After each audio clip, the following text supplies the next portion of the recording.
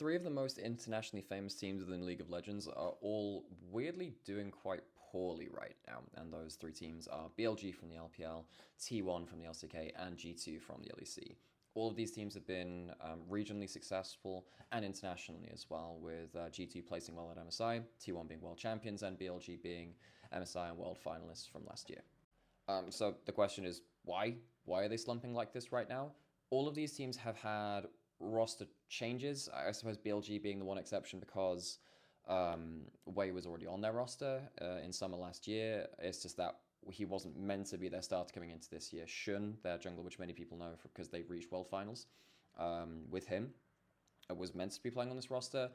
Drama happened in the offseason, there were poaching allegations, and bridges were burned. He's no longer on the team. G2 had felt like they reached a cap, I think, with Yike and Mickey as their jungle supports, and they brought in Skewmond, who was very, very successful within the ERL scene, and then Labrov, who was on really good form last year on BDS. And then, of course, T1, if you follow global esports, you know that Zeus of the famous ZOFGK roster left to go to HLE in the LCK Cup at the start of this year.